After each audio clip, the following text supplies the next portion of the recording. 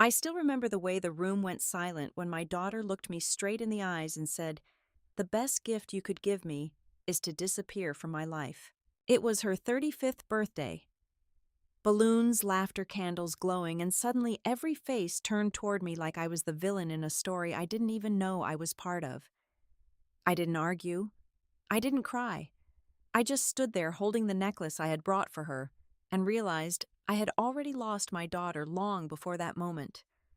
But what hurt the most, I had no idea why she hated me this much.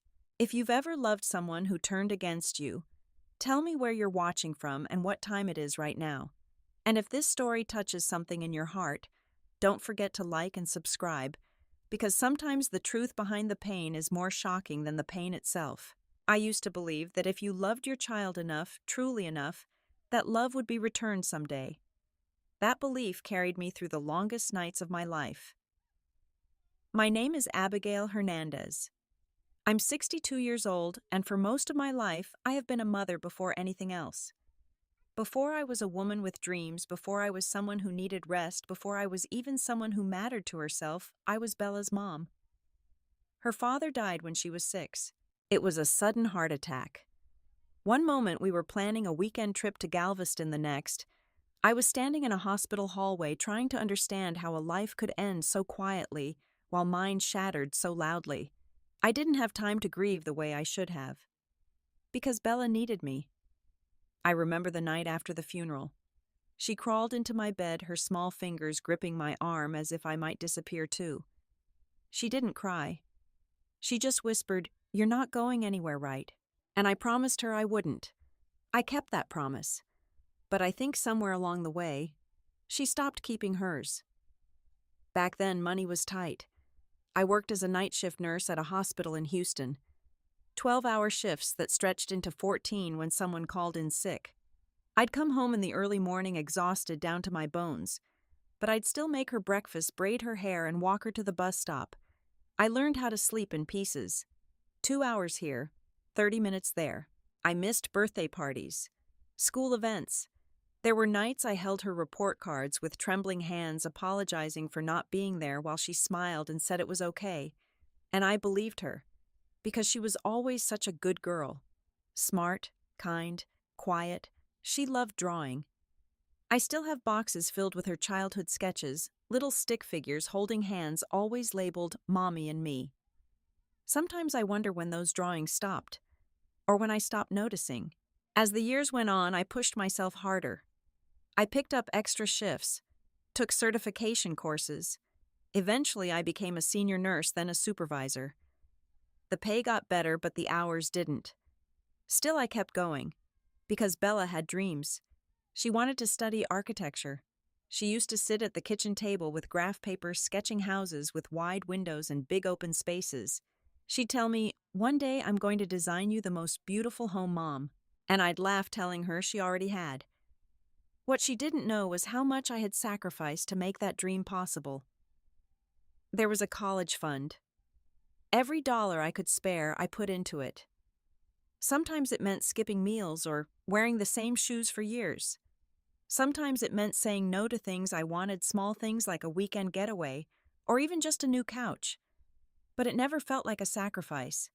It felt like love. At least, it did back then. When Bella got accepted into a good university in Texas, I cried tears I hadn't allowed myself in years. Not from sadness, but from relief, pride, hope.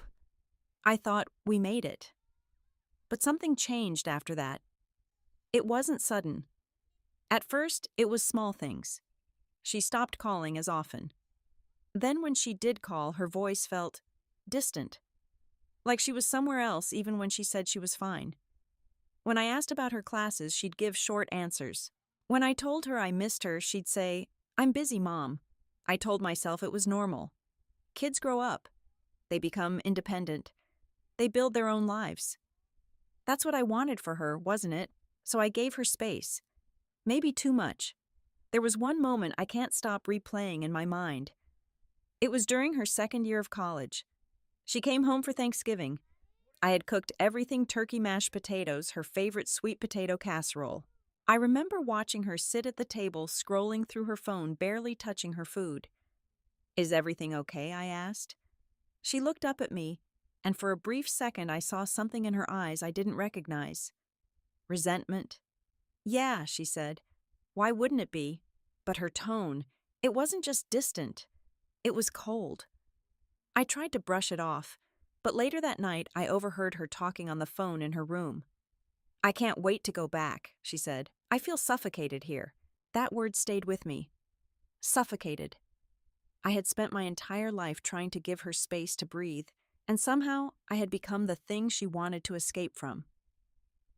After that, the distance between us grew. She stopped coming home as often. Birthdays became quick phone calls.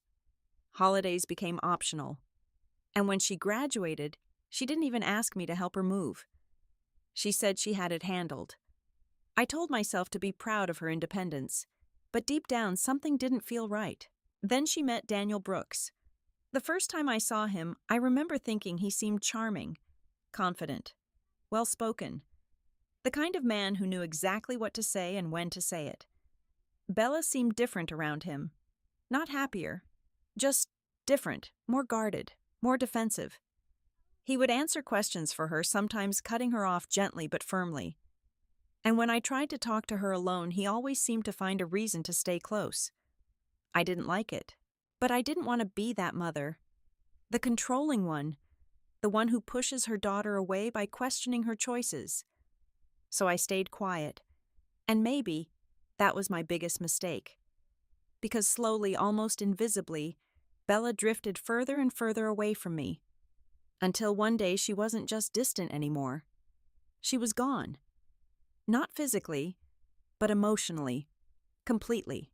And now standing in that room on her birthday, hearing her tell me to disappear from her life, I realized something that terrified me more than anything else. This wasn't just anger. This wasn't just distance. Somewhere along the way, my daughter had come to believe that I had hurt her. Deeply, unforgivably. And the worst part, I didn't know why. But I was going to find out. No matter how painful the truth turned out to be. The invitation arrived on a Tuesday afternoon. It was nothing special, just a simple text message. "We're having a small birthday dinner this Saturday. You can come if you want. No mom. No warmth. No excitement. Just permission." I stared at my phone, longer than I should have, reading those words over and over like they might change if I blinked hard enough. "You can come if you want." I told myself it was something. After months, almost a year of distant silence and unanswered calls, she had reached out. That had to mean something. Right, I typed a response, deleted it, then typed it again. "I'd love to come." I hit send before I could overthink it. For the rest of that week, I lived in a strange kind of quiet hope. The kind you don't say out loud because you're afraid it might break. Maybe this was it. Maybe this was how things started to heal. Maybe she was ready to talk. I didn't ask questions. I didn't push. I just waited. Saturday came faster than I expected. I stood in front of my closet longer than I had in years, pulling out dresses I hadn't worn in a decade. Nothing felt right. Too formal. Too casual. Too old. Too much. I finally chose a simple navy dress. Something soft. Something that didn't try too hard. I didn't want to overwhelm her. I didn't want to remind her of anything she might already resent. Before leaving, I opened the small wooden box I kept in my bedroom drawer. Inside was the necklace. It had belonged to my mother and before that, my grandmother. A delicate gold chain with a small emerald pendant, nothing flashy but full of history. I had always imagined giving it to Bella on a meaningful day. Her wedding, her graduation, a moment when she looked at me with pride, not distance. But life doesn't wait for perfect moments. Sometimes you have to create them, or at least try. I held the necklace in my palm, feeling its weight, its memory, its meaning. This could be a new beginning, I told myself. I placed it carefully into a velvet box and slipped it into my purse. The drive to Bella's house felt longer than usual. She lived in a quiet suburban neighborhood on the outskirts of Houston. Clean streets, trimmed lawns, the kind of place that looked peaceful from the outside. I parked a few houses down, suddenly unsure if I should walk up to the door immediately. My hands were trembling. I hadn't felt this nervous in years. Not even during job interviews.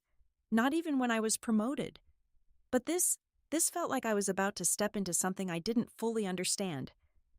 I took a deep breath and stepped out of the car. The house was already lit up. Through the windows, I could see movement people, laughing glasses, clinking music playing softly in the background. It looked like a celebration. A real one. For a moment, I allowed myself to smile. She looks happy, I thought. And that mattered more than anything. I walked up to the front door and knocked. A few seconds later, Daniel opened it. "Abigail," he said, his tone polite but distant. "You made it, not, 'We're glad you're here.' Not even a smile that reached his eyes. Just acknowledgement." "Yes," I replied, forcing a small smile. "I wouldn't miss it." He stepped aside to let me in. The warmth of the house hit me first, the smell of food, the low hum of conversation, the soft glow of lights, and then the silence. It wasn't immediate, but it spread, like a ripple. One by one, conversations slowed. Heads turned, eyes landed on me. I felt it. That shift. That unspoken question hanging in the air. Why is she here? I swallowed the tightness in my throat and stepped further inside. "Hi," I said softly to no one in particular. A few people nodded politely. Others avoided eye contact altogether. These weren't strangers. Some of them were Bella's friends I had met years ago. People who used to greet me warmly, who used to call me Ms. Hernandez with affection. Now they looked at me like I was out of place, like I didn't belong. And that was when I realized something. This wasn't just distance between me and my daughter. Something had been said. Something had been planted. I scanned the room until I found her. Bella stood near the dining table, laughing at something someone had said. She looked beautiful, elegant, composed, confident. For a brief second, my heart softened. That was my little girl. But then she looked at me, and the smile disappeared. Not slowly, not awkwardly, instantly. Her face hardened like a door closing. "Mom," she said. The word felt unfamiliar. I walked toward her, each step heavier than the last. "Happy birthday, sweetheart," I said, holding out the small velvet box. "I got you something I didn't ask for anything," she interrupted. Her voice wasn't loud, but it was sharp. The room grew quieter. I felt every pair of eyes on us. "I know," I said gently. "It's just something that's been in our family for—" I said I didn't want anything from you. That time it was louder, clearer, final. My hand froze in midair, the small box suddenly feeling heavier than anything I had ever held. I slowly lowered it. I thought, I began, but the words wouldn't come. What had I thought? That a necklace could fix years of distance. That showing up would be enough. Bella crossed her arms, her expression unreadable. "You always do this," she said. "You show up like everything's fine. Like you didn't already do enough damage." A murmur spread through the room. My heart dropped. "Damage," I whispered. "Bella." "I don't understand." "Of course you don't," she snapped. "You never do." I glanced around, hoping desperately that someone would step in. That someone would say this had gone too far. But no one did. Not even Daniel. In fact, when I looked at him, I saw something that made my stomach twist. He wasn't uncomfortable. He wasn't surprised. He was watching, carefully, almost expectantly, like he had been waiting for this moment. That was when the unease I had felt earlier turned into something colder, something deeper. This wasn't just a misunderstanding. This was something else. Something planned. But before I could process that thought, Bella took a step closer to me. And everything that followed would change my life forever. For a moment I thought she might lower her voice, that she might remember where we were, that there were people watching, that no matter how angry she felt, there were things you simply didn't say to your mother in a room full of strangers. But I was wrong. Bella didn't lower her voice. She raised it. "You really don't get it, do you?" she said, her eyes sharp, her tone cutting through the room like glass. "You walk in here like you've done nothing wrong, like you're still the victim." "I'm not trying to be a victim," I said quietly. My voice felt small, fragile, like it didn't belong in this moment. "I just came to celebrate your birthday." "No," she snapped. "You came to make yourself feel better." The words hit harder than I expected. "I came because you invited me," I said, trying to keep my composure even as my hands trembled. "I thought maybe we could talk." "Talk?" She let out a short, bitter laugh. "Talk about what? The years you controlled everything, the choices you made for me, or the part where you stole my future?" A collective intake of breath filled the room. My heart stopped. "Stole your future?" I repeated, barely able to process what she was saying. "Bella, what are you talking about?" She stepped closer, her voice now shaking not with fear but with something deeper, something that looked like anger, but felt like pain. "My college fund," she said. "The money that was supposed to be mine. The money you told me was gone because we needed it." My vision blurred for a second. "No," I whispered. "That's not what happened." "Oh, really?" she shot back. "Because that's exactly what you told me when I had to drop out of architecture school. Remember that? Or is that one of those things you've conveniently forgotten?" I started, but my voice broke. I swallowed hard, forcing myself to stay grounded. "I never took your college money, Bella. I would never do that to you." She stared at me, disbelief written all over her face. "That's funny," she said coldly, "because that's not what I was told." By who I asked the question slipping out before I could stop it. Her eyes flickered for just a second, and in that second, I knew. There was someone else in this. Someone who had been feeding her this version of me. But before she could answer, Daniel stepped forward. "Maybe this isn't the time or place for this conversation," he said smoothly, placing a hand on Bella's shoulder. His touch looked gentle, protective, but something about it didn't sit right with me. It felt controlling. "No," Bella said, shrugging his hand off. "No, I'm done pretending." She turned back to me, her expression harder than I had ever seen it. "You want to know why I invited you?" she asked. I didn't answer. I wasn't sure I wanted to hear it. "So you could finally hear it to your face," she said. "So you'd stop calling, stop showing up, stop acting like you're still part of my life." Each word landed like a blow. "I am part of your life," I said softly. "I'm your mother." "No," she said immediately. "You were my mother." The room went completely silent. "You don't get to claim that anymore," she continued. "Not after everything you've done." Tears burned behind my eyes, but I refused to let them fall. "Not here. Not like this. I don't know what you think I did," I said, my voice steadier than I felt. "But I loved you. I gave you everything I had." "That's the problem," she snapped. "Everything you had. Everything you wanted. You never asked what I needed." Her words cut deep, because a part of me feared there might be truth in them. But not this truth. Not the one she was accusing me of. "I worked so hard for you," I said, the emotion finally slipping into my voice. "Everything I did was for you, Bella." And yet I still ended up with nothing she said. That sentence hung in the air. Heavy, final, and completely wrong.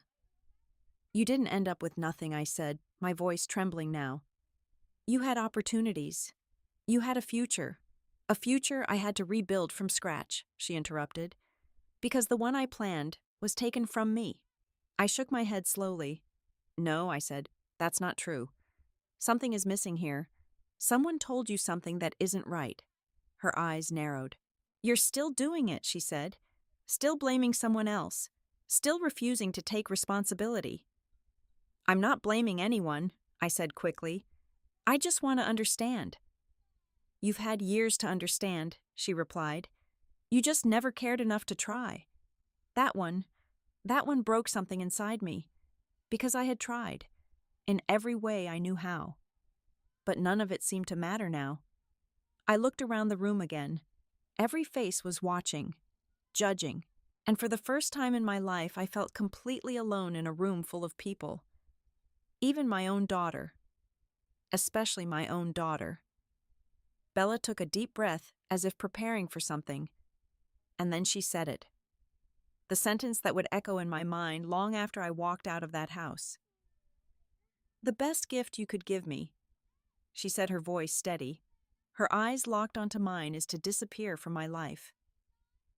No one moved. No one spoke. Even the air felt frozen. I stared at her, searching desperately for something in her expression. A crack, a hesitation, a sign that she didn't fully mean it. But there was nothing, just certainty, and something colder than anger. Finality. My fingers tightened around the small velvet box still in my hand. The necklace inside suddenly felt meaningless, like a memory from a life that no longer existed. I wanted to say something, anything, to defend myself, to ask her to reconsider, to remind her of who we used to be. But the words wouldn't come, because deep down, I knew. This wasn't a moment I could fix. This wasn't an argument I could win. This was something much bigger, something that had been building for years. And whatever had caused it, it had already done its damage. So instead, I did the only thing I could. I nodded, just once, slowly, as if accepting something I didn't fully understand. "Okay," I said quietly. My voice didn't shake this time, and that surprised even me. "If that's what you want." For a split second, something flickered across her face. Something small. Something almost human. But it disappeared just as quickly as it came. I turned toward the door. Each step felt heavier than the last. No one tried to stop me. No one said a word. Not even Bella. Especially not Bella. When I reached the door, I paused for just a moment. Not to look back, but to breathe. To steady myself. To hold on to whatever strength I had left. Then I opened it, and I walked out, into the quiet night. But as I stepped away from that house, from that life I thought I knew, one thought settled deep in my chest. Something about this wasn't right, and I wasn't going to disappear. Not until I knew the truth. I don't remember the drive home. Not in the way people usually remember things: roads, traffic lights, turns. It was all a blur of headlights and shadows, like my body was moving, but my mind had stayed behind, frozen in that room. What I do remember is the silence, the kind that presses against your ears until it almost hurts. When I finally pulled into my driveway, I sat in the car for a long time. The engine was still running, the soft hum filling the empty space around me, but I couldn't bring myself to get out. Her words kept replaying. Disappear from my life. I had spent decades making sure I never disappeared from hers. And now that was exactly what she wanted. Or at least, what she believed she wanted. I turned off the engine. The silence returned immediately. Heavier this time. I stepped out of the car slowly. My legs stiff, my body feeling older than it had just a few hours before. The porch light flickered on as I approached the front door, casting a warm glow over a place that had always been my refuge. Tonight it felt different. Empty. I unlocked the door and stepped inside. Everything was exactly where I had left it. The couch, the kitchen counter, the framed photos on the wall, snapshots of a life that suddenly felt like it belonged to someone else. My eyes landed on one picture in particular. Bella at age 10, missing her front tooth, grinning at the camera with her arms wrapped tightly around me. We were standing in this very living room, paint cans behind us from the day we redecorated together. She had insisted on choosing the color. A soft yellow. Because it feels like sunshine, she had said. I walked over to the photo and touched the glass lightly. "Where did we lose that?" I whispered. There was no answer. Of course there wasn't. I exhaled slowly and turned away, forcing myself to move. I needed something to ground me. Something real. I walked into the kitchen, poured myself a glass of water, and leaned against the counter as I drank. My hands were still shaking slightly, the events of the night settling deeper into my bones with every passing minute. That's when I noticed it. At first it was just a small detail. The drawer near the sink wasn't fully closed. I frowned. I was meticulous about things like that. After years of living alone, habits like closing drawers, locking doors, and keeping everything in its place had become second nature. I set the glass down and walked over, pulling the drawer open. Utensils, dish towels, nothing unusual, but something felt off. I couldn't explain it. It was just a feeling, the kind that creeps in quietly without reason. I moved through the house, slowly checking things without really knowing why. The living room, the hallway, my bedroom. Everything looked normal, until I reached my home office. The door was slightly ajar. I was certain I had closed it before I left. A small chill ran down my spine. I pushed the door open carefully and stepped inside. At first glance, nothing seemed out of place.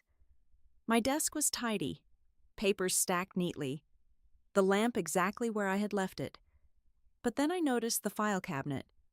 The bottom drawer was open, not wide, just enough. Enough to tell me someone had been there. My heart began to pound. I crossed the room quickly and pulled the drawer open the rest of the way. Folders, documents, old records. I flipped through them, my movements growing more frantic with each passing second. Everything seemed to be there. At least, at first. But then I reached the back and paused. The folder labeled Bella, Education Fund, was slightly out of place. I pulled it out, my fingers suddenly cold. Inside were copies of bank statements, deposit records, and correspondence from years ago. Proof of everything I had built for her, everything I had saved, everything I had protected. Except, something was missing. I flipped through the pages again, slower this time. There had been a document, a withdrawal record, one I had never fully understood. It had always bothered me, because it didn't match my memory, and now it was gone. My breath caught in my throat. No, I whispered. I checked again, and again, but it wasn't there. Someone had taken it. A strange mix of fear and clarity settled over me. This wasn't random. This wasn't a coincidence. Someone had come into my home, recently, and they had known exactly what to look for. My mind raced. Who would do this? And more importantly, why? Then, like a slow, creeping realization, a memory surfaced. Something my neighbor had said a few weeks ago. I hadn't paid much attention to it at the time. It had seemed harmless. But now it felt different. I grabbed my phone and scrolled through my contacts until I found her name, Mrs. Alvarez. I hesitated for a second before pressing call. It rang twice before she picked up. Abigail. Everything okay? She asked, her voice warm but laced with concern. I'm sorry to call so late, I said quickly. I need to ask you something. Of course. You mentioned before that you saw someone at my house while I was at work. Do you remember that? There was a brief pause. Yes, she said slowly. A man, right? Tall, dark hair. He said he was family. My grip on the phone tightened. Did he say who he was? He didn't give a name, she replied, but he seemed confident, like he belonged there. I assumed you knew him. My heart sank. Do you remember when this was? I asked. A couple of weeks ago, she said. Why is something wrong? I closed my eyes for a moment, trying to steady my breathing. Yes, I said quietly. Something is very wrong. Another pause. Abigail. Who was he? I didn't answer right away, because in that moment, I already knew. Tall, confident, acting like he belonged. There was only one person who fit that description. Daniel. I opened my eyes and looked down at the empty space in the folder where the document used to be. The missing piece. The one thing that could prove something had happened all those years ago. Something Bella believed I had done. Something I knew I hadn't. And now it was gone. Taken. Erased. But why now? Why take it now? After all these years? Unless this wasn't about the past. Unless it was about controlling the future. A cold realization settled in my chest. This wasn't just about Bella hating me. This was about someone making sure she kept hating me. Someone who needed that distance, needed that anger, needed me out of the picture. I ended the call with Mrs. Alvarez, my mind racing faster than I could keep up. There were too many questions, too many missing pieces. But one thing was becoming painfully clear. Daniel wasn't just standing by while Bella pushed me away. He was involved, deeply involved. And whatever he was after, it wasn't just emotional. It was something more, something calculated, something dangerous. I looked around my office again, this time with different eyes. Not as a safe space, but as a place that had been violated, targeted, used. And for the first time since I walked out of that house, my pain began to shift into something else, something sharper, something stronger, determination. I wasn't going to disappear. Not like this. Not while someone was rewriting the truth of my life. Not while my daughter was being turned against me. I had spent years fighting for her, sacrificing for her, loving her in every way I knew how. And I wasn't going to let that be erased. Not by lies, not by manipulation, not by him. I took a deep breath and closed the file cabinet slowly. Whatever this was, I was going to uncover it. Every piece, every lie, every hidden truth. Because somewhere in all of this was the reason my daughter looked at me like I was a stranger, and I was going to find it. No matter how painful it turned out to be. I didn't sleep that night. Not even for a minute. Every time I closed my eyes, I saw Bella's face, cold, distant, certain. I heard her voice, sharp and unwavering, accusing me of something I had never done. "You stole my future." The words echoed in my mind until they began to feel almost real, almost believable. That was the most dangerous part. Not the accusation itself, but the fact that someone had planted it so deeply inside her that it had become her truth. And now pieces of my own past were starting to disappear. That wasn't a coincidence. By morning, I had made a decision. If I wanted answers, I needed to go back, not to Bella, not yet, but to the people who had been around her when things first started to change. The ones who might have seen something I didn't. There was one name that kept coming back to me. Carla Jennings. Bella's college friend. They had been close once. Close enough that Carla had spent holidays at our house laughing in the kitchen while I cooked, telling me how lucky Bella was to have me. At least, that's what she used to say. I hadn't spoken to her in years. But if Bella had told anyone about what she believed happened, it would be Carla. I found her number after digging through an old contact list. My finger hovered over the call button for a moment before I pressed it. It rang longer than I expected. Just as I was about to hang up, she answered. "Hello?" Her voice was cautious. Older, but still familiar. "Carla. It's Abigail, Bella's mom." There was a brief pause. Then, "Oh, hi, Mrs. Hernandez. She used to call me Mom." That small change didn't go unnoticed. "I'm sorry to call out of the blue," I said. I need to ask you something, and I need you to be honest with me." Another pause. "Okay," she said slowly. "Bella believes I took her college fund," I said the words, feeling heavy even as I spoke them. "I need to know where she got that idea." Silence. Not confusion, not surprise. Just silence. My heart sank. "You've heard this before," I said quietly. Carla exhaled softly. "Yes," she admitted. "She told me that back in college." My chest tightened. "Do you remember when I asked?" "Her sophomore year," Carla said. "She was really upset. Said she had to drop her architecture program because the money was gone." "That's not what happened," I said quickly. "The money was never gone. I never touched it. I figured—" Carla began, then hesitated. "You figured what I pressed. That something didn't add up," she said carefully. Bella was really angry, but the story kept changing. A flicker of something sparked inside me, changing how Carla hesitated again. Sometimes she said, "You used the money for bills." Other times she said, "You needed it for medical expenses." Once she said, "You just didn't think she needed it anymore." None of it made sense, because none of it was true. Did she ever say where she heard that I asked? There was a longer pause this time. I don't know if I should be saying this, Carla said quietly. Please, I said. I need to understand what happened to my daughter. Another exhale. Your sister-in-law, Carla said. Margaret. My stomach dropped. Margaret Collins. My late husband's sister. The woman who had stepped in to help with Bella when I worked night shifts. The woman I had trusted.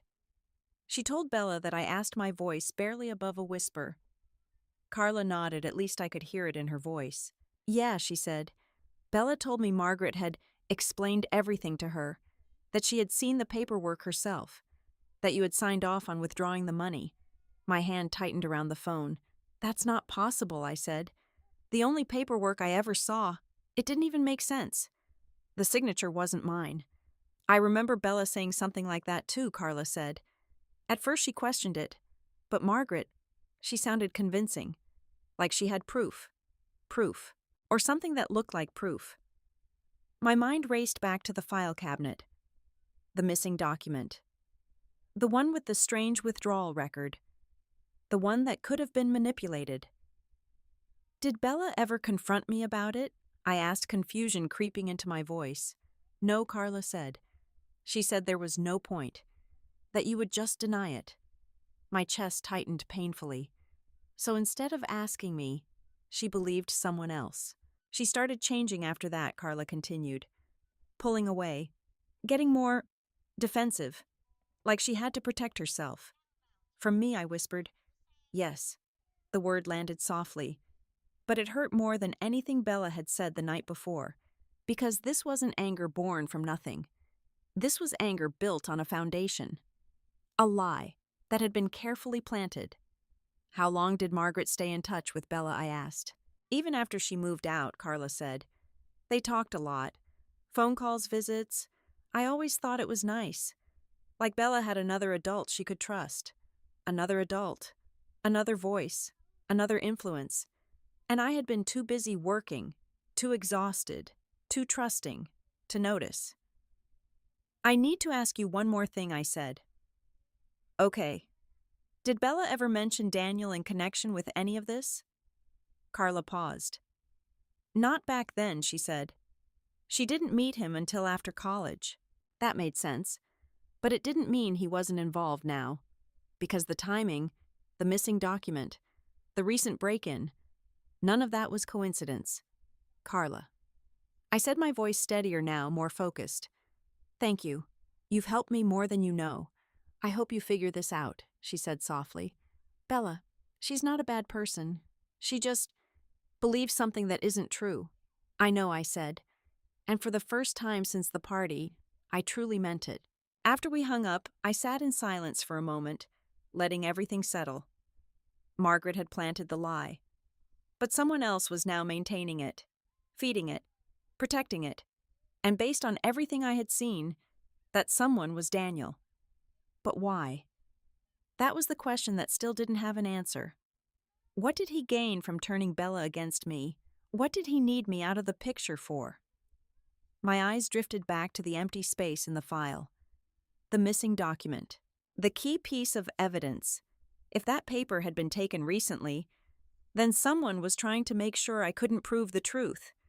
And if Daniel had taken it, then he already knew how important it was, which meant he wasn't just reacting to the situation, he was controlling it. A cold clarity settled over me. This wasn't just about the past anymore. This was about something happening right now. Something ongoing. Something dangerous. I stood up slowly, my body still tired but my mind sharper than it had been in years. For too long I had been reacting, trying to understand, trying to fix things from a place of confusion. But that was over. Now I had a direction, a starting point. Margaret, Daniel, the lie, and the missing proof. Somewhere between those pieces was the truth, and I was going to find it. Because I hadn't lost my daughter. Not really. She had just been led away from me, step by step, lie by lie. And I was going to follow that path, all the way back to the beginning, no matter what I had to face along the way. By the time the sun rose the next morning, I already knew where I needed to go. Margaret Collins had been gone for years, but the past she left behind wasn't. Her house had been sold after she passed her belongings divided between distant relatives, most of whom I barely knew. At the time, I hadn't had the energy or the emotional strength to go through any of it. Losing my husband had already taken everything out of me. Dealing with his sister's estate felt unnecessary. Now I realized that had been a mistake. Because if Margaret had been the one who planted the lie in Bella's mind, then somewhere in what she left behind could be the truth. Or at least a clue. I didn't have a key to her old house, of course, but I did have something else. A name. Her niece, Rebecca Collins. We had only met a handful of times over the years. Family gatherings, holidays, brief polite conversations. But I remembered her as practical, organized, the kind of person who handled things. If anyone knew what had happened to Margaret's documents, it would be her. I found her number after digging through an old address book I hadn't touched in years. When I called, she answered almost immediately. "Hello, Rebecca, hi. This is Abigail Hernandez, David's wife." There was a pause. "Oh, Abigail. It's been a long time." "It has," I said. "I'm sorry to call out of nowhere, but I need your help with something important." Her tone shifted slightly. "What kind of help I need to look through some of Margaret's old records," I said. "Specifically financial documents from about 15 years ago." Another pause. Longer this time. "That's pretty specific," Rebecca said carefully. "Can I ask why I hesitated?" Not because I didn't want to tell her, but because saying it out loud made it feel even more real. "My daughter believes I stole her college fund," I said finally. "And I think Margaret may have been involved in making her believe that." Silence. Then softly, "I see. I know it sounds complicated," I continued quickly, "but I have reason to believe there were documents possibly altered that could explain everything. I just need to find them." Rebecca exhaled slowly. "Most of Margaret's things were boxed up after she passed," she said. "I kept some of the paperwork just in case. The rest went into storage." My heart lifted slightly. "Would it be possible for me to come by?" I asked. Another brief pause. "Today?" she asked. "If that's okay?" "All right," she said. "Come this afternoon. I'll see what I can find." "Thank you," I said, relief washing over me. "You don't know how much this means." "I have a feeling I do," she replied quietly. Rebecca's house was about 40 minutes away. The drive gave me too much time to think. About Margaret. About the years I had trusted her without question. About the nights she stayed with Bella when I worked late, the meals she cooked, the stories she told. I had been grateful. I had believed Bella was safe, that she was surrounded by family.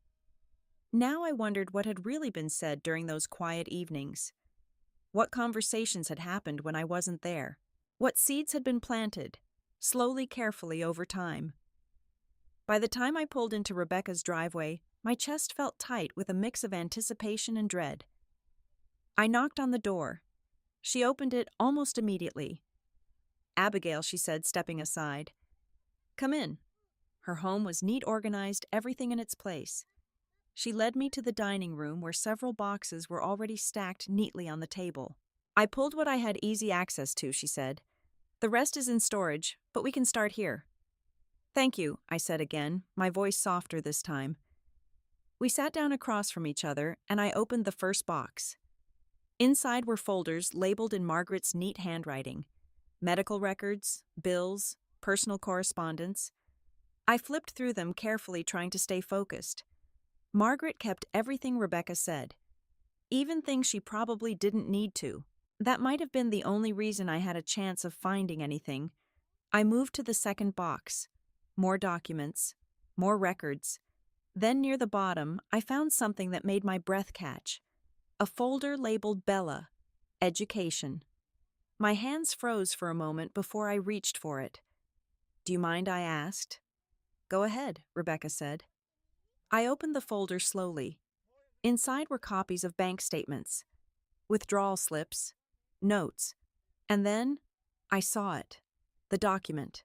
the same one that had been missing from my file. My heart began to race. I pulled it out carefully, my eyes scanning the page. There it was. A withdrawal record from Bella's college fund. Dated nearly 15 years ago. The signature looked like mine. But it wasn't. Not exactly. There were small differences.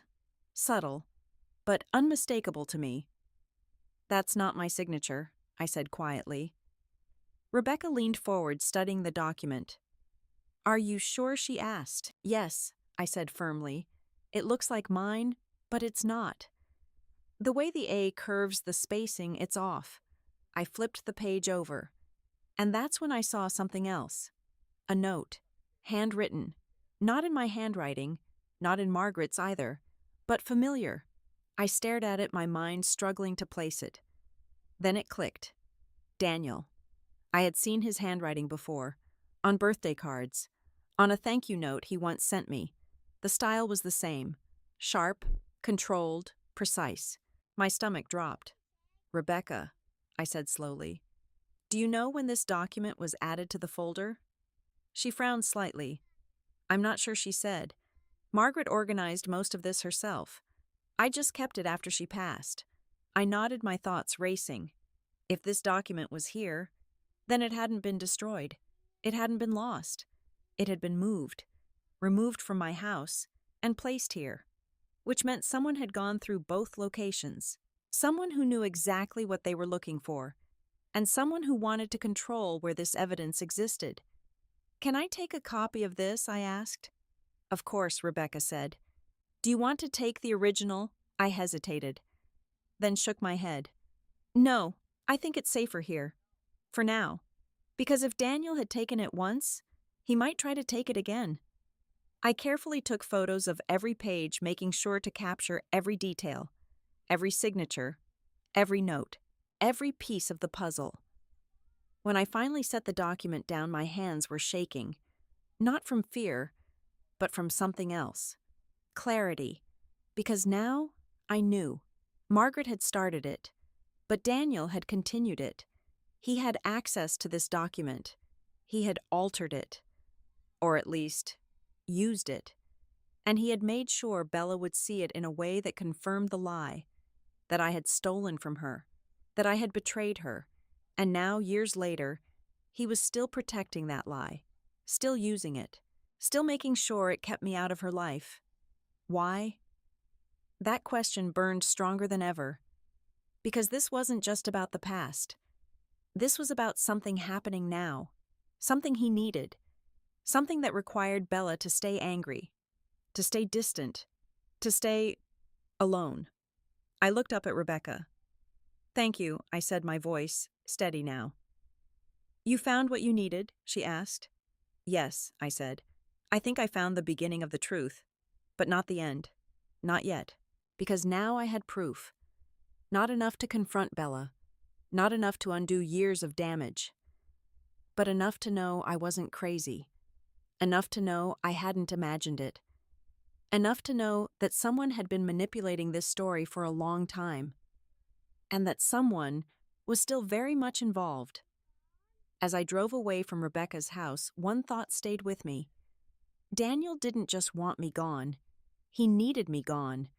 And whatever the reason was, I was getting closer to it. Once you see the pattern, you can't unsee it. That was the thought that stayed with me the entire drive home.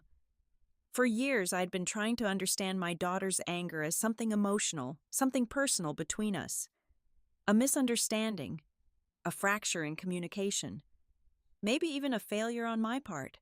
But now it looked like something else entirely, something constructed, something maintained, something that needed to exist. And the more I thought about it, the more one question pushed its way to the front of my mind. What does Daniel gain from this? Because people don't spend years protecting a lie unless there's something at stake, something valuable, something worth manipulating a family for. I pulled into my driveway just as the sun was beginning to set, casting long shadows across the front yard. The house looked the same as always, but I didn't see it the same way anymore. It wasn't just my home. It was something someone had already tried to access, something someone might come back for. I stepped inside, locked the door behind me, and went straight to my office. The file cabinet sat where I had left it, silent, ordinary, but I knew better now. I opened the drawer and looked at the space where the missing document had once been. It no longer felt like a loss. It felt like a clue. Daniel hadn't taken it randomly. He had taken it because it mattered. And if that document mattered, then whatever it was connected to mattered even more. I closed the drawer slowly and turned to my desk. There was something I had been avoiding, not because I didn't want to look at it, but because I hadn't had a reason to, until now. I opened my laptop and logged into my banking account. Then I navigated to the section I hadn't touched in years. Property records. The house. This house. I had bought it after my husband passed away. It wasn't extravagant, but it was stable, secure. A place where Bella could grow up without worrying about the world falling apart around her. Over the years, its value had increased. Significantly. I had always known that, but I had never really thought about it. Because to me, it wasn't an asset. It was home. But to someone like Daniel, it might look very different. I clicked through the documents, scanning quickly at first, then more carefully. Ownership, Abigail Hernandez. No cosigners, no transfers. Everything was exactly as it should be. So why? Why would Daniel need me out of Bella's life? Why would he need her to believe I had betrayed her? Unless it wasn't just about what I had. Unless it was about what Bella might expect to have. My breath caught slightly as a new thought formed. Inheritance. I leaned back in my chair, my mind racing. Bella had always assumed this house would eventually be hers. Not because I had promised it in any formal way, but because that's what mothers do. They leave things to their children. And if Bella believed I had already stolen from her once, then the idea of securing what remained would feel justified, urgent, necessary. I sat forward again, my pulse quickening. What if Daniel wasn't just protecting an old lie? What if he was preparing for something, positioning Bella, isolating her from me, so that when the time came, there would be no resistance, no questions, no one standing in the way? A cold chill ran through me, because suddenly, everything made sense. The distance, the hostility, the carefully maintained narrative. It wasn't random, it was strategy, and I had been on the outside of it for years. I closed my laptop slowly, the weight of the realization settling over me. This wasn't just about fixing my relationship with Bella. This was about protecting her. Even if she didn't realize she needed protection. Even if she believed I was the one she needed protection from. I stood up and walked into the living room, my thoughts still spinning. That's when I noticed something else. The mail. It sat on the small table by the door, untouched since I came in. I walked over and picked it up, flipping through the envelopes absent-mindedly. Bills, advertisements, and then one envelope caught my attention. No return address, just my name. Typed, not handwritten.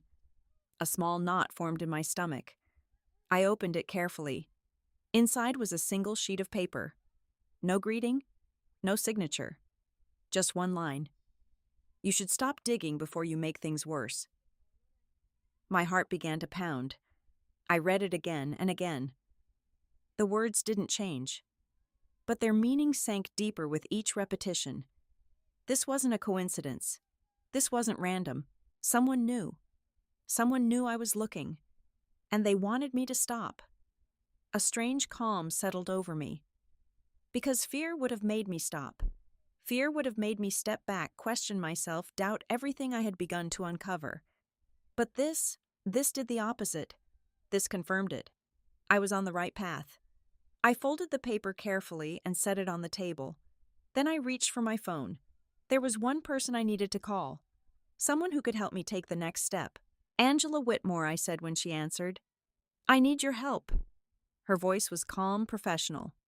What's going on, Abigail? I think someone is trying to manipulate my daughter to gain access to my property, I said. And I have reason to believe they've already broken into my home and tampered with financial records. There was a brief pause. Then her tone shifted. More focused. More serious. That's a strong claim, she said. Do you have any evidence? Yes, I replied. And I think I'm about to find more. Another pause. All right, she said. Then we need to proceed carefully. Don't confront anyone yet. Document everything. And most importantly, she hesitated for just a second. Be very careful. I almost laughed. Not because it was funny, but because I had already crossed that line. I think that part might be too late, I said quietly. After we ended the call, I stood there for a long moment, the house around me suddenly feeling different. Not unsafe, but watched, measured, like I was no longer alone in this situation, even when I physically was. I walked back to my office and sat down, pulling out a notebook. If this was going to become a fight, then I needed to be prepared. I began writing everything down. Dates, events, conversations, every detail I could remember, every piece of the puzzle, because somewhere in all of this was the truth. And whoever had sent that message, they had just made one critical mistake. They had confirmed that there was something worth hiding. And I wasn't going to stop. Not now. Not when I was finally starting to see the full picture. Not when my daughter's future, her real future, might be at stake.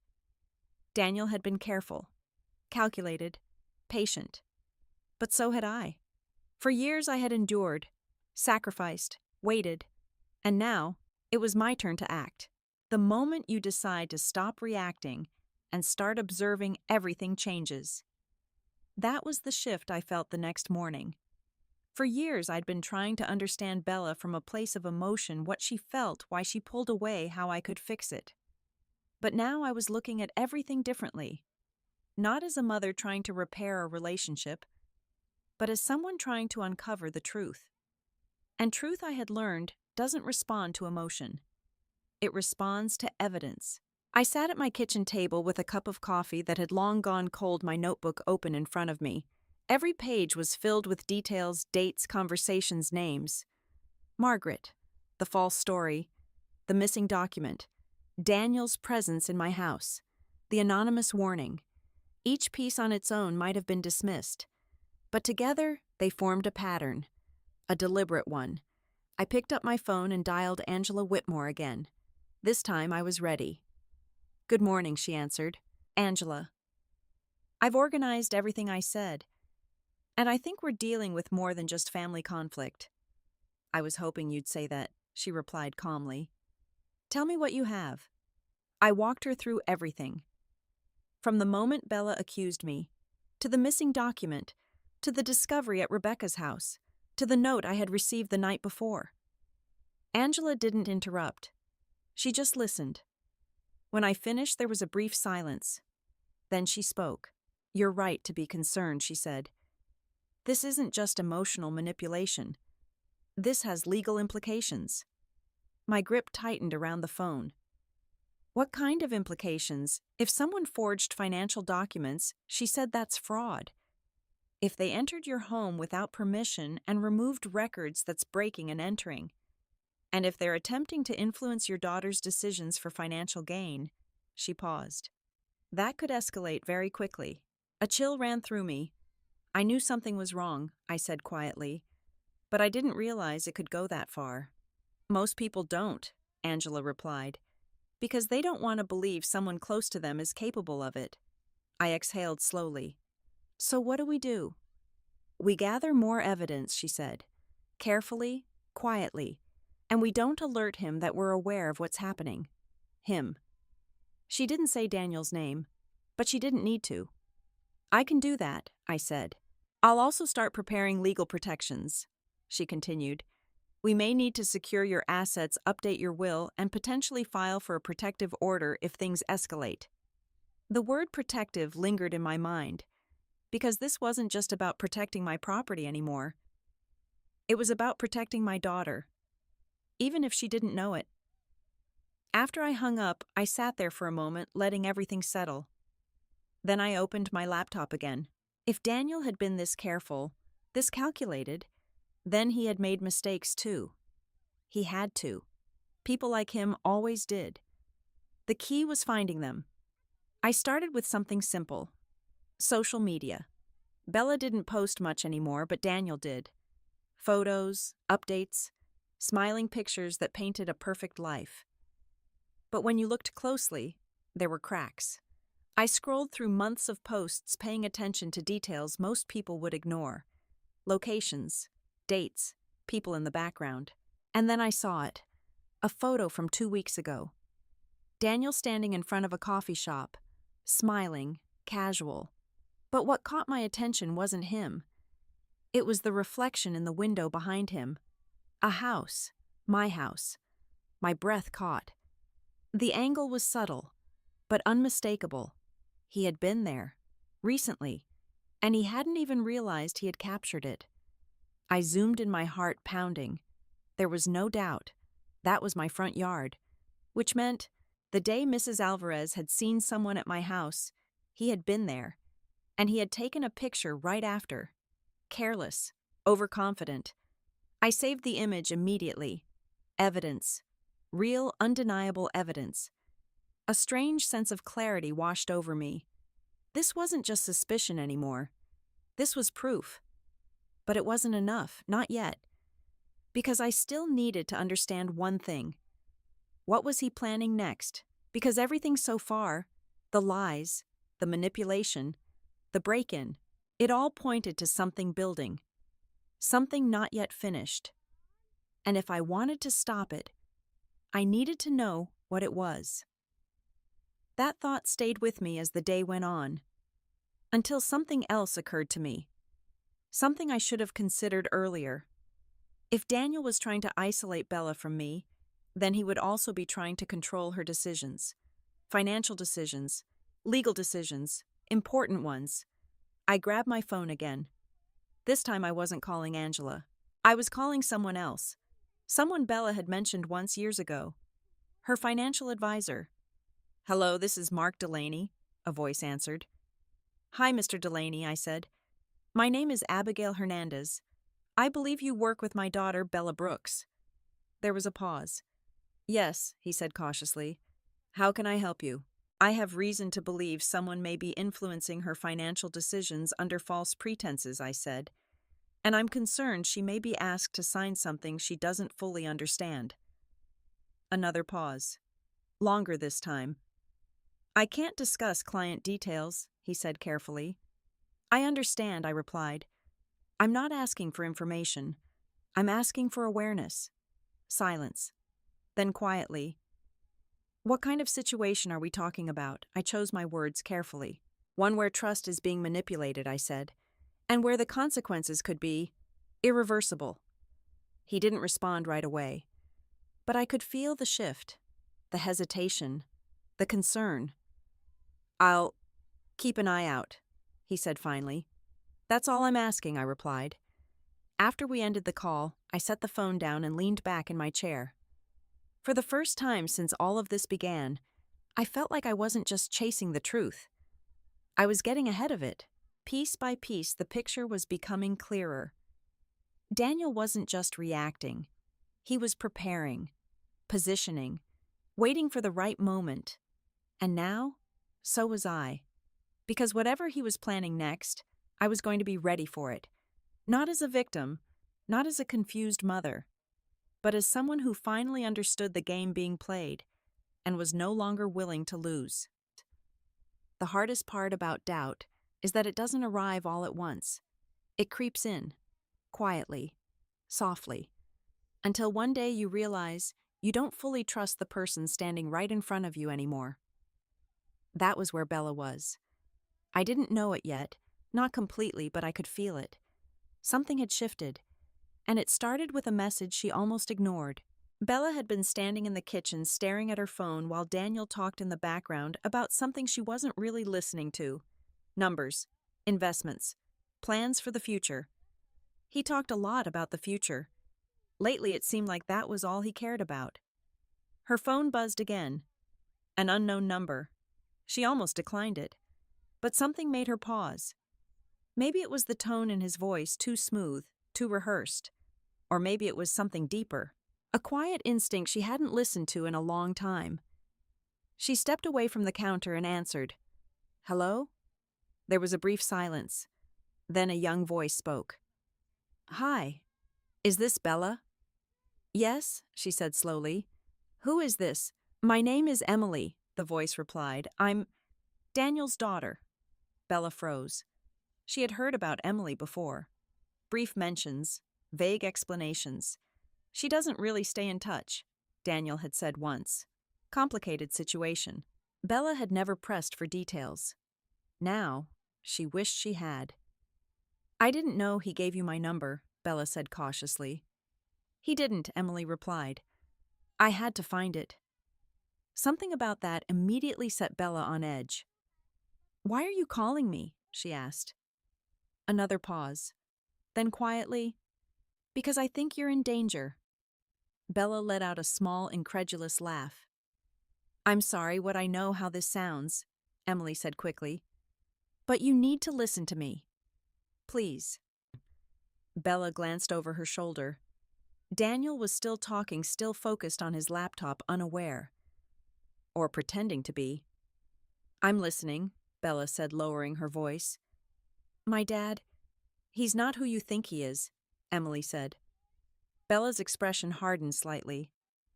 "I'm not sure what kind of situation you have with him," she said carefully. "But it's not about me," Emily interrupted. "It's about you and your mom." That word hit something inside Bella, something she had been trying not to think about since the party. "I don't want to talk about my mom," she said sharply. "I know," Emily replied softly. "And that's exactly why I'm calling." Bella's grip tightened on the phone. "What do you mean, I mean?" Emily said, her voice steady now, "that everything you think you know about her might not be true." Bella's chest tightened. "That's not possible," she said immediately. "I've seen the proof." "Have you?" Emily asked. The question lingered, uncomfortable, unsettling. Bella opened her mouth to respond, but no words came out, because suddenly she wasn't as sure as she had been just seconds before. "I've seen him do this before," Emily continued, "with my mom." Bella's heart skipped. "What are you talking about?" "He isolates people," Emily said, "turns them against the ones who would protect them, makes them believe things that aren't real." "That's not," Bella started, but she stopped, because a memory surfaced, uninvited, uncomfortable. Her mother's face at the party, not angry, not defensive, just confused, hurt. And that didn't match the version of her she had built in her mind.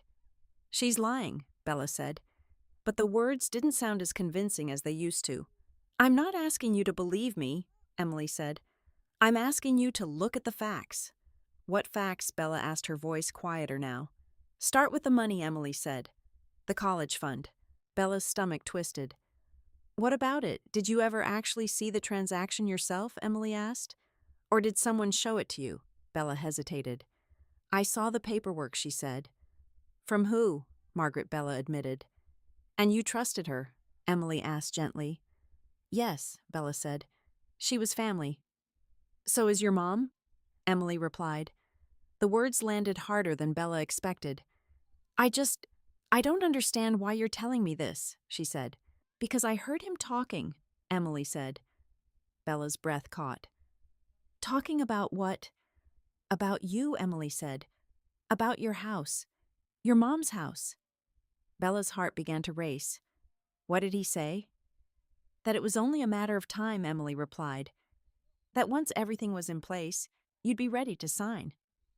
"Sign what?" Bella asked, her voice barely above a whisper. Emily didn't answer right away, and that silence said more than words ever could. "I don't know exactly," she said finally, "but I know how this ends if you don't start asking questions." Bella's mind was spinning now. Nothing made sense, and yet everything did. Fragments of conversations, moments she had ignored, the way Daniel always seemed to guide her decisions, the way he spoke for her, the way he avoided certain topics. "I have to go," Bella said suddenly. "Bella," I said, "I have to go," she repeated, her voice shaking now. She ended the call before Emily could say anything else. For a moment, she just stood there, frozen, her heart pounding in her chest, her thoughts racing in every direction. "Everything okay?" Daniel's voice, right behind her. Bella turned slowly.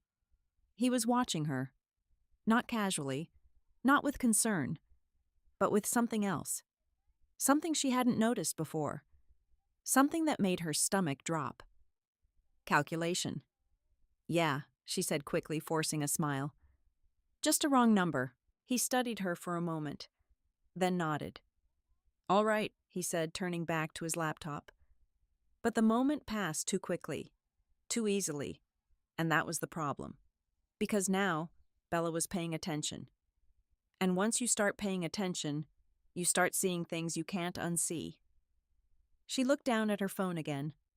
At the call log, at the unknown number, at the conversation she had just had. And for the first time in years, a thought crossed her mind.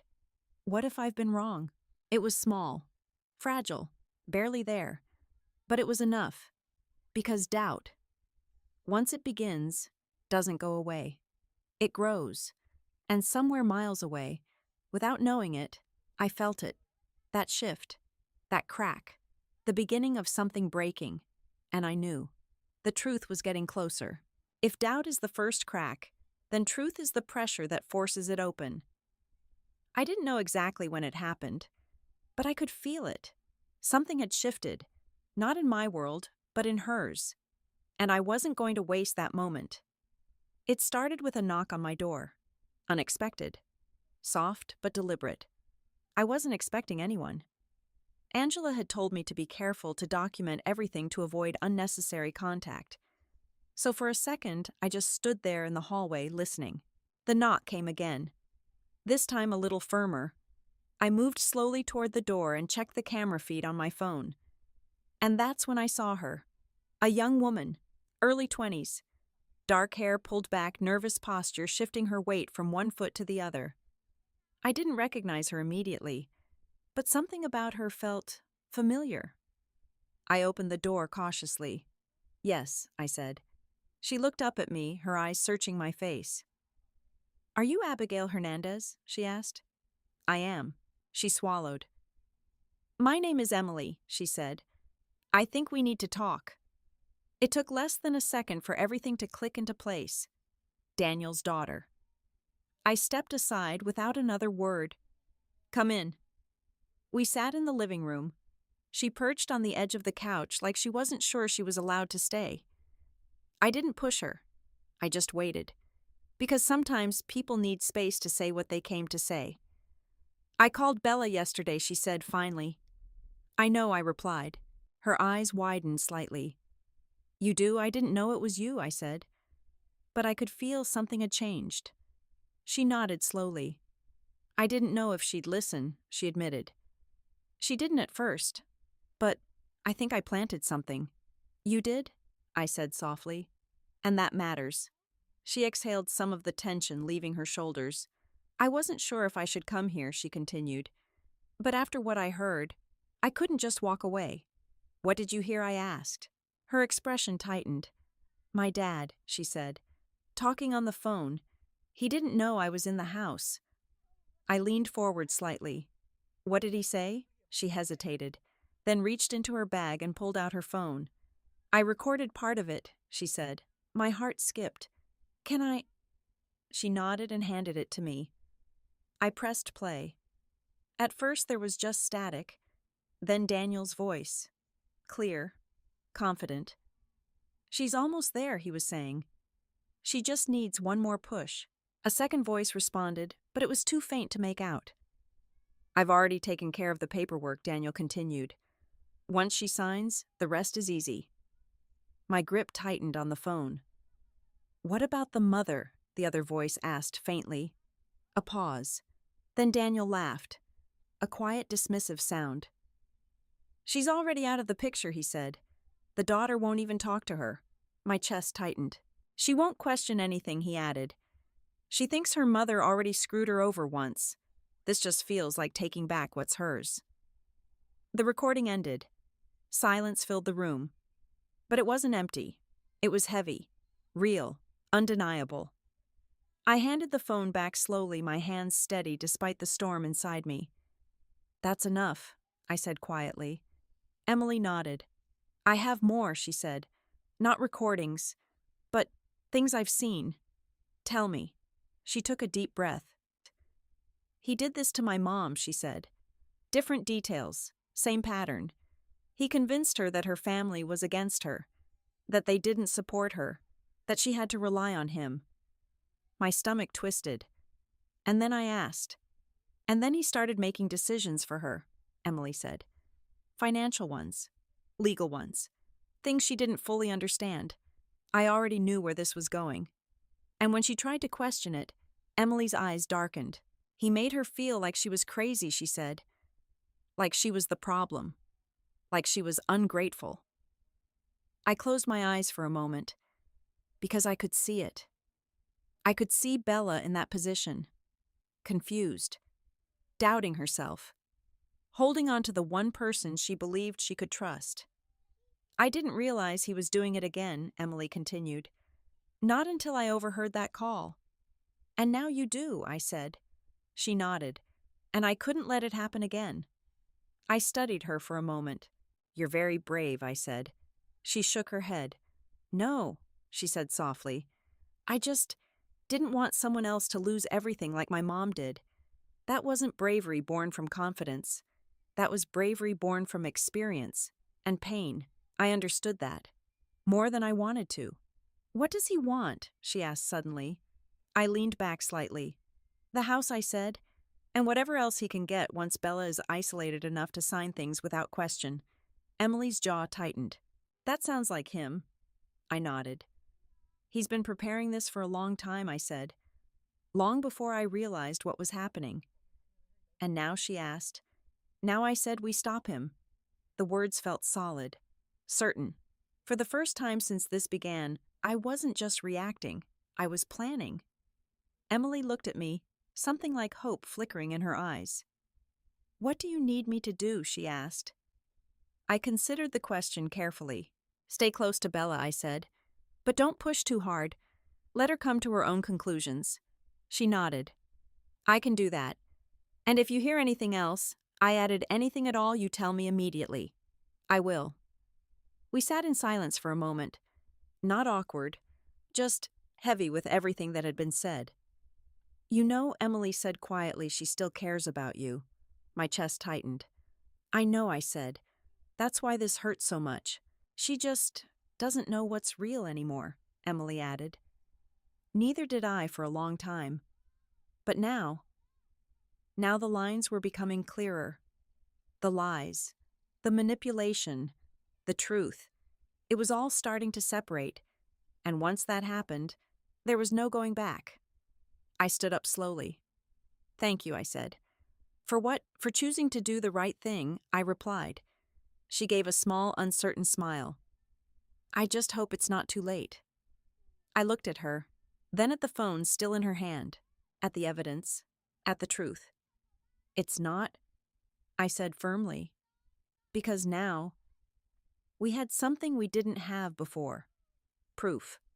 Not just suspicion, not just theory, but something real. Something that could break through the lies Bella had been living with for years.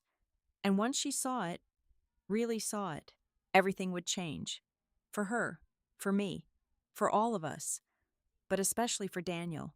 Because whatever game he thought he was playing, it was about to end. People like Daniel don't stop when they feel threatened. They accelerate. That was something Angela had warned me about.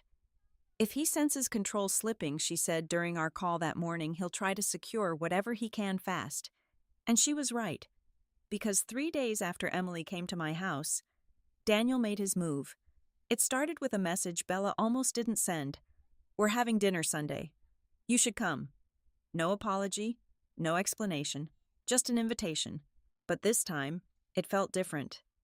I stared at the message on my phone, my thumb hovering over the screen. 3 days ago, she wanted me to disappear. Now she wanted me at her table. If I had been the woman I was a week ago, I would have read hope into that. forgiveness, a second chance. But now I saw it for what it was. Timing, pressure, a setup. Still, I replied, I'll be there. Sunday evening arrived with a quiet kind of tension, the kind that sits in your chest and doesn't leave. I didn't dress up this time. No careful choices, no heirlooms. Just something simple, neutral. I wasn't going there as a mother hoping to reconnect. I was going as someone who knew exactly what she was walking into, and I wasn't going alone. Angela Whitmore arrived 10 minutes before I left. Sharp, composed, professional. She didn't waste time. Remember, she said, adjusting the folder in her hand, we don't confront until the right moment. I nodded. And if things escalate, I asked. They will, she replied calmly. That's when we step in. Emily arrived shortly after. She looked nervous but determined. Are you sure about this? I asked her gently. She nodded. He needs to be exposed, she said, and Bella needs to see it for herself. That was the key. Not forcing the truth, letting her see it. We drove separately. Angela insisted on that. No reason to alert him before we arrive, she said.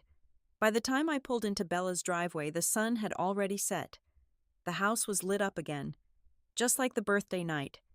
But this time, I wasn't walking in blind. I knocked. Daniel opened the door. For a split second, something flickered in his eyes. Surprise. Then it was gone. Abigail, he said smoothly. Glad you could make it. His tone was controlled. Too controlled. I was invited, I replied calmly. He stepped aside. Of course. I walked in. The atmosphere felt staged. Too quiet. Too organized. Bella stood in the living room, her arms crossed, her expression unreadable. Hi, she said. Not cold, not warm, just cautious. Hi, I replied. For a moment, neither of us moved. Then Daniel clapped his hands lightly. Let's all sit down, he said. We have a few things to discuss. There it was. Not dinner, not conversation. Discussion. I followed them to the dining table. Papers were already laid out, neatly arranged, prepared. My eyes moved quickly over them. Legal documents, property forms. I didn't need to read them to know what they were, but I did anyway, just to be sure. Transfer of ownership, authorization signatures, financial restructuring, all designed to look official, legitimate, but only if you didn't know what you were looking at. Bella sat down slowly, her eyes flicking between me and the papers. What is this? She asked. Daniel smiled. It's just a way to secure your future, he said. Something we've been talking about. Her brow furrowed slightly. I don't remember agreeing to this. You didn't need to agree yet, he replied smoothly. That's what tonight is for. My chest tightened. There it was. The pressure. The moment. Bella, I said quietly. She looked at me, and for the first time in a long time, there was something in her eyes that hadn't been there before. Uncertainty. Before you sign anything, I continued, you should understand exactly what you're being asked to do. Daniel's smile didn't change, but his eyes did. Sharp. Focused. Abigail, he said, his tone still calm, this isn't really your place. It is if it involves my property, I replied evenly. Bella's head snapped toward me. What I didn't answer right away. Instead, I reached into my bag and placed a folder on the table. Angela stepped forward, then setting her own documents beside mine. Daniel's expression shifted, subtly, but noticeably. What is this? He asked. Truth, Angela said calmly. Emily stepped into the room at that moment. Bella's eyes widened.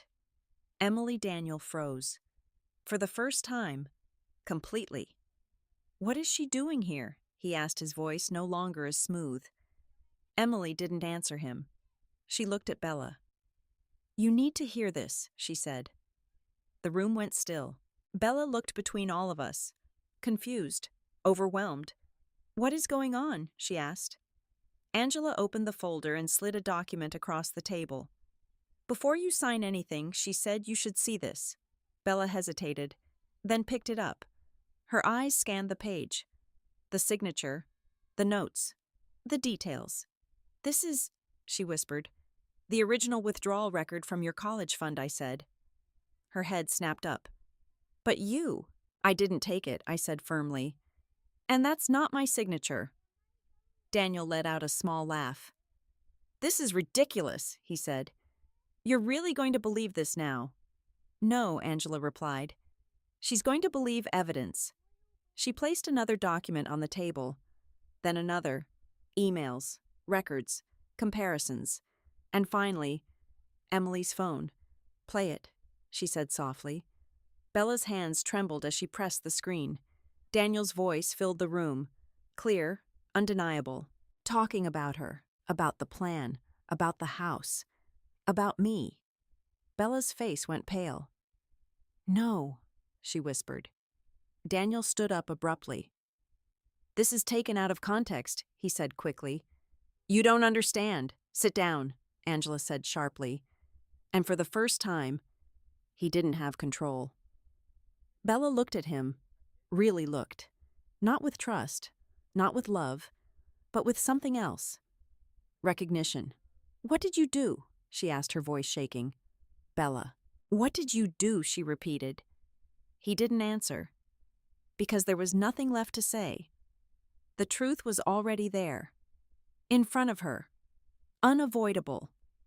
And in that moment, everything shifted. Not slowly, not gently, but all at once. The lie she had been living with for years broke. Silence has a sound when truth finally enters a room. It isn't peaceful. It isn't calm. It is sharp, heavy, unforgiving. That was what I heard as Bella stared at the table, her hands trembling slightly over the documents spread in front of her. For years she had believed a story so completely that it had become part of her identity. A story where I was the villain, where everything she had lost could be traced back to me. And now, that story was collapsing in real time. Daniel was the first to move. He always was. People like him don't freeze when exposed. They redirect. This is manipulation, he said quickly, turning slightly toward Bella. They've been planning this. You can see it. His voice was still controlled but thinner now, less certain. Angela didn't react. She simply placed another document on the table. This is a certified handwriting analysis, she said calmly. It confirms the signature on the withdrawal form was not Abigail Hernandez's. Bella's eyes dropped again. Back to the page. Back to the signature she had spent years believing was proof of betrayal. Her breathing changed. Shallow now. Unsteady. No, she whispered again, but this time it didn't sound like denial. It sounded like confusion. Like the ground beneath her had shifted and she hadn't found her balance yet. Emily stepped closer to the table. I'm not here to hurt you, she said softly. I'm here because I've seen this before. My father does this pattern. He builds a version of reality that benefits him, and then he protects it at any cost. Daniel turned sharply toward her. Enough, he snapped. But Emily didn't flinch. That was the difference. People who had lived through manipulation don't scare easily the second time. Bella looked up at Emily, then at me, then back at Daniel. It was like she was trying to reconcile 3 different versions of reality in her mind, and none of them were fitting anymore. I don't understand, she said quietly. The college fund. I remember the paperwork. I remember Margaret showing me. Her voice broke slightly. Angela leaned forward. That's where it started, she said. Margaret Collins. She had access. She had opportunity. And according to financial records, she benefited indirectly from the withdrawal. Bella's head snapped up. What do you mean, benefited? I felt my chest tighten. This was the part I had never wanted to believe. But the evidence didn't leave room for denial anymore. Medical debts, I said softly. Her accounts show payments made shortly after the withdrawal. Large payments. From an account connected to her. Bella's face drained of color. That doesn't prove she took it, Daniel interjected quickly. People can interpret numbers however they want.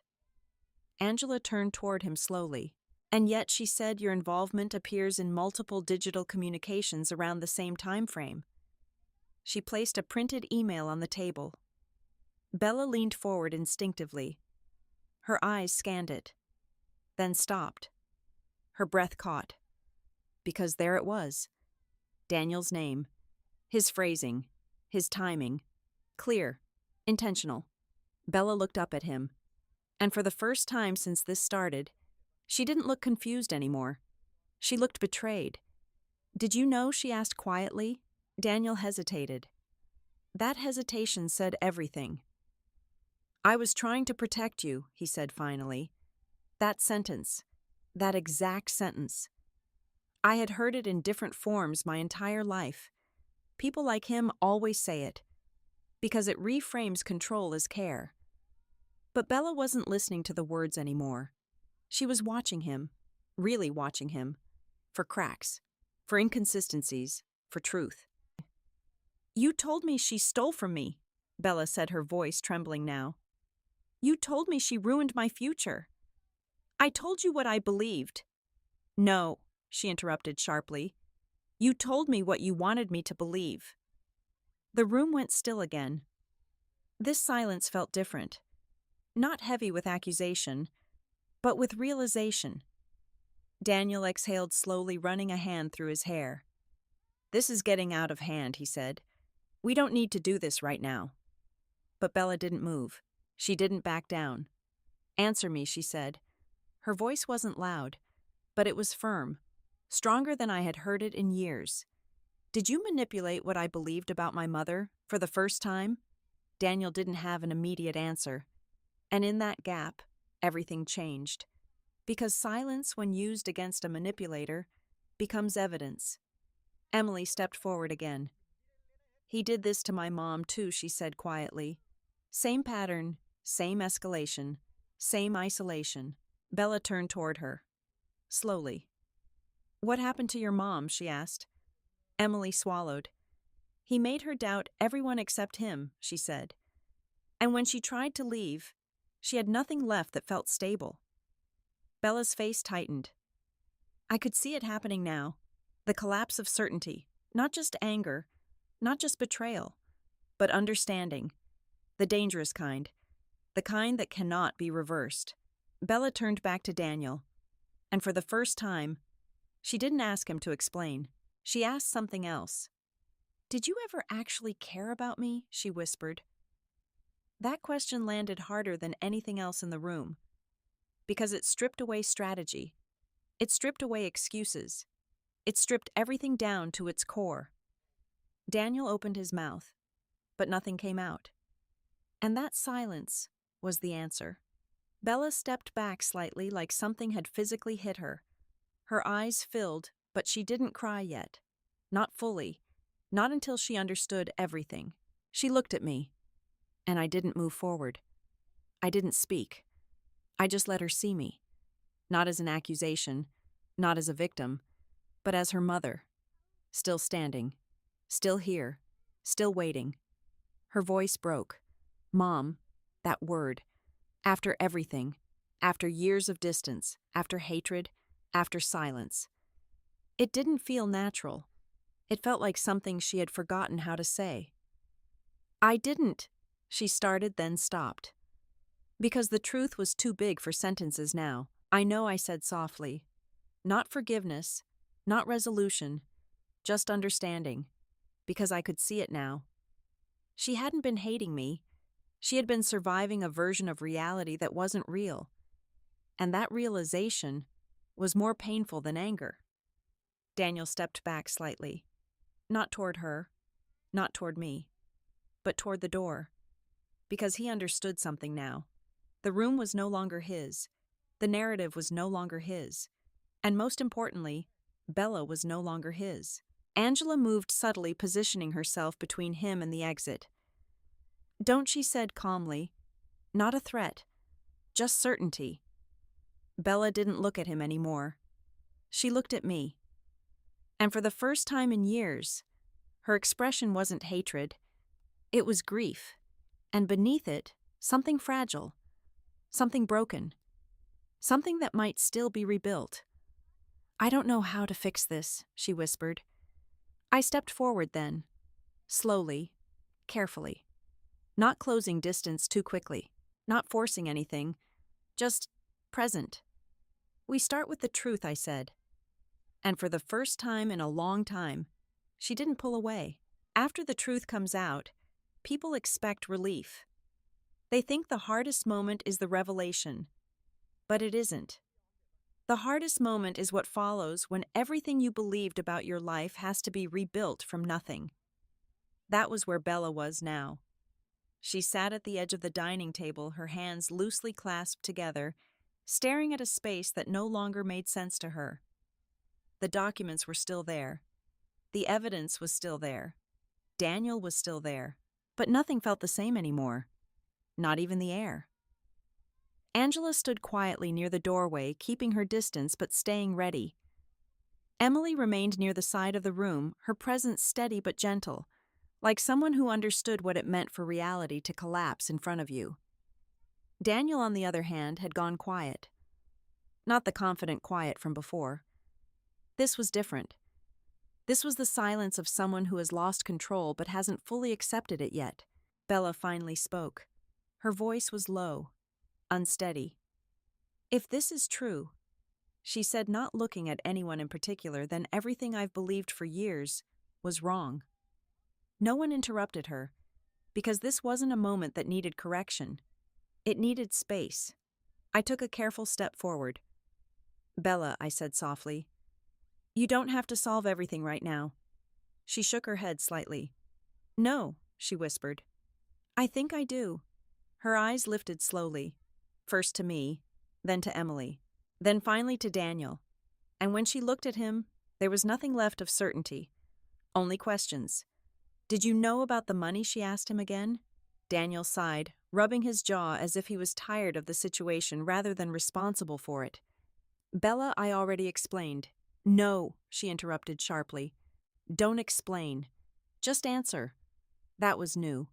Her voice wasn't loud, but it was firm, grounded. Daniel paused. And in that pause, I saw something I hadn't noticed before. Not just manipulation, not just strategy, but panic. We were trying to stabilize your future, he said carefully. That's all. By lying to me? She asked. He didn't respond immediately, and that silence cracked something deeper in her. I gave up my relationship with my mother because of you, she said quietly. Do you understand that? His expression tightened. That wasn't my intention. But it was your result, she said. That line landed differently, because it wasn't emotional. It was factual, and facts were harder to twist. Emily stepped forward slightly. Bella, she said gently, this is what he does. He redirects responsibility until it doesn't look like his anymore. Bella turned to her. I don't even know what's real anymore, she admitted. Her voice broke at the end. And that was the first time she looked young again. Not a woman in control of her life, but a daughter who had been pulled into something far beyond her understanding. I felt something shift in me at that moment. Not anger, not even sadness. Something quieter, something protective. Then we rebuild what's real, I said. She looked at me. From what she asked? From truth, I replied. Daniel shifted slightly like he was preparing to speak again, but Angela stepped forward immediately. No more statements, she said firmly. Anything you say now will be documented. That stopped him, completely. And for the first time, he looked around the room the way people do when they realize there are no more exits left that they control. Bella stood up slowly. Her chair scraped softly against the floor. I need air, she said. No one stopped her. She walked out toward the back patio door and stepped outside into the night. I hesitated for only a moment before following her. The backyard was quiet. The kind of quiet that doesn't feel empty but suspended. Bella stood near the edge of the patio, arms wrapped around herself, looking out into the dark. For a long moment, neither of us spoke. Then she said, I don't know how to look at you and not feel guilty. Her words were honest. Not defensive, not accusatory, just raw. I don't want you to feel guilty, I said softly. She let out a shaky breath. But I do, she said, because I let it happen. I believed it. I pushed you away. I said things I can't take back. I stepped closer, but not too close. I know, I said. She turned slightly toward me. How can you say that so calmly? She asked. I paused. Because the truth was, it wasn't calm. It was controlled. I had time to prepare for loss, I said. I didn't have time to prepare for the reason behind it. She swallowed hard. I thought you betrayed me, she whispered. For years, I believed that. I know, I said again. And you still came today, she said, her voice trembling, even after everything I said to you. That was the part she couldn't understand yet. I came because I knew you weren't the one who chose this, I said. Her eyes flickered. What if I did? She asked quietly. I shook my head. You didn't choose to be lied to, I said. That hit her differently. I could see it. Like something inside her loosened but didn't fully heal. Just opened. I don't know how to fix this, she said again. This time her voice wasn't about confusion. It was about grief. I don't either, I admitted. A long silence followed. Then she said something I didn't expect. Is he going to go to jail? I glanced back toward the house. Angela and Emily were still inside. Probably, I said honestly. There's enough evidence. Bella nodded slowly. And Margaret, she asked. That name carried weight.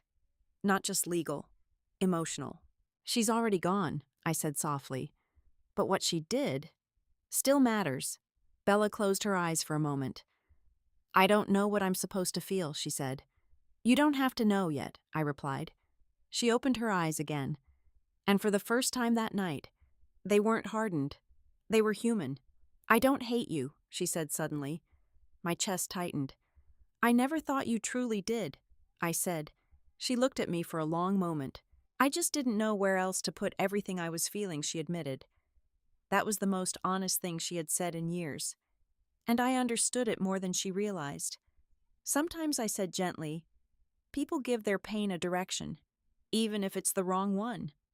She nodded slowly, then whispered, I'm sorry. No justification, no explanation, just the truth. I know, I said again. And this time, it felt different. Not resolution, not forgiveness, but a beginning. Inside the house, I could hear movement. The process wasn't over. The legal consequences were still unfolding. The truth still had to settle into the world properly. But out here, something else was happening. Not repair, not yet, but recognition. Bella took a deep breath and wiped her eyes. I don't know what comes next, she said. Neither do I replied. A small, almost fragile silence followed. Then I added, we don't have to figure it out tonight. She nodded, and for the first time in a long time, she didn't walk away. The next morning didn't feel like a beginning. It felt like aftermath. The kind of quiet that arrives after something breaks, not suddenly but completely. Daniel was gone, not just from the house, but from the structure of everything he had carefully built around Bella's life. Angela confirmed later that he had been detained overnight after the evidence was reviewed. Fraud investigations were already in motion. Financial records recordings, digital traces, everything Emily had brought forward had opened doors that could not be closed again. But none of that reached Bella first. What reached her first was silence. She sat at my kitchen table just after sunrise, holding a mug of coffee she hadn't touched. Her eyes were tired in a way sleep couldn't fix. I keep thinking I'm going to wake up, she said quietly. I sat across from her, not rushing the moment. Do you? I asked gently. She shook her head. No, she admitted. It's real. That was the hardest sentence for her to say. Not the accusations, not the confrontation, but acceptance. Because acceptance meant everything she had built emotionally around Daniel had to collapse, and everything she had destroyed between us had to be faced. I don't know how to be here, she said after a moment. In this version of things, I understood that more than I wanted to. Because grief isn't only for death. Sometimes it's for the version of life you thought was real. You don't have to know right now, I said. She let out a small, shaky breath. That's what you always say, she replied. I almost smiled, not because it was funny, but because it was familiar. Even in this chaos, there were still traces of us. Outside, the morning light moved slowly across the kitchen floor. Nothing in the house had changed physically, but everything felt rearranged. Not broken, just redefined. Bella finally looked up at me. I need to ask you something, she said. Okay. Her fingers tightened around the mug. Did you ever stop loving me? The question hit differently than anything before. Not accusation, not confusion. Fear, raw and unfiltered. I didn't answer immediately, because the truth required care. I never stopped loving you, I said finally, even when you pushed me away. Her eyes flickered. Even when I said terrible things to you, she asked. Yes, I said. A tear slipped down her cheek before she could stop it. I don't deserve that, she whispered. I leaned forward slightly. Love isn't something you earn back after losing it, I said. It doesn't work like that. She looked down, struggling with that idea. I don't know how to fix what I did, she said. I nodded slowly. You don't fix years in a day, I replied. You rebuild them. She looked up again. And if I can't? The honesty in her voice made my chest tighten. Then we take it one step at a time, I said. That's all. A long silence followed. Not uncomfortable, just heavy with everything unsaid. Eventually she asked, What happens to him? I knew who she meant. Legal process, I said carefully. It will take time. She nodded slowly. And me? She asked. That question mattered more than she realized, because it wasn't about logistics. It was about identity, about where she fit now. You get to decide that, I said. Her eyes softened slightly. I don't feel like I know how to decide anything anymore. That's normal, I replied. After everything that's been happening, she stared into her coffee for a moment, then said something quieter. I was so sure you were the problem. I didn't react defensively. I didn't need to. I know, I said. I believed it completely, she continued. Every part of it felt real. I know that too.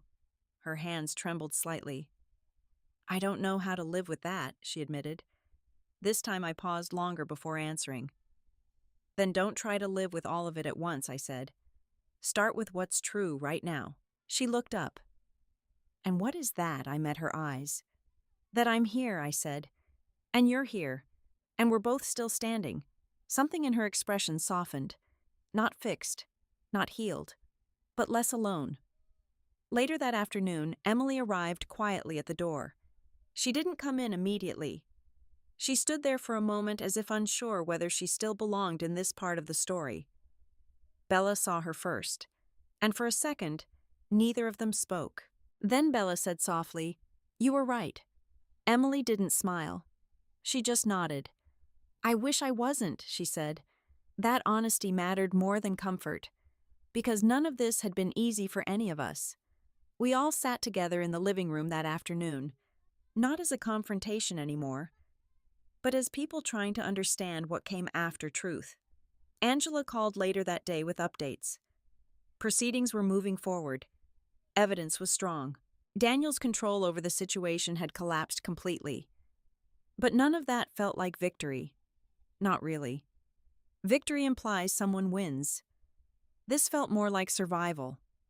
When evening came, Bella stood near the window for a long time watching the light fade outside. I don't want to disappear from your life, she said suddenly. I looked up at her. That was never what I wanted either, I replied. Her voice trembled slightly. I just didn't know how to stay without hurting you. That sentence held everything. All the confusion, all the manipulation, all the years of distance. You don't have to figure it out all at once, I said again. She turned toward me, slowly, carefully, like she was learning how to be in the same emotional space again. I don't know if I can ever undo what I said to you, she admitted. You don't undo it, I said. You move forward with it, and you make sure it doesn't define what comes next. Her eyes filled again, but she didn't look away this time. I want to try, she said. That was it. Not resolution, not healing, but intention. And sometimes that's the only place rebuilding begins. I stood up slowly and walked toward her, not closing the distance all at once, just enough for her to choose. And she did. She stepped forward too. We didn't say anything after that. We didn't need to, because for the first time in a long time, the silence between us wasn't separation. It was space. Space to rebuild. Space to heal. Space to begin again. Some truths arrive like storms. They don't ask if you are ready. They don't wait for perfect timing. They simply break through everything you thought was stable and force you to see what was always hidden beneath the surface. This story is not just about betrayal. It is about how easily love can be redirected when trust is slowly manipulated over time. It is about how silence can be weaponized and how distance can be engineered without the person at the center ever realizing they are being pulled away. But it is also about something more fragile and more powerful: the possibility of return. Abigail never stopped loving her daughter even when she was pushed away. And Bella never stopped being her daughter even when she believed she had every reason to walk away. The truth didn't erase the pain, but it created space for understanding. Forgiveness in real life is not instant. It is not dramatic. It is not a single moment of resolution. It is a process built from uncomfortable honesty, repeated choices, and the willingness to sit with what cannot be undone. Sometimes the people we love are not taken from us by distance, but by stories told in silence, repeated often enough to feel real. But truth has a way of returning. And when it does, it doesn't just expose what was wrong. It also reveals what still remains. Love, when it survives, everything else does not look the same as before. It becomes slower, more careful, more aware, but also more real. And sometimes that is enough to begin again. If this story moved you, I'd love to hear your thoughts. Have you ever experienced a situation where trust was broken by misunderstanding or manipulation? Share your story in the comments. Tell me where you're watching from and what time it is where you are right now. And if you want more emotional family stories like this, don't forget to like, subscribe, and stay with me for the next one. Because sometimes, the most painful endings are just the beginning of truth.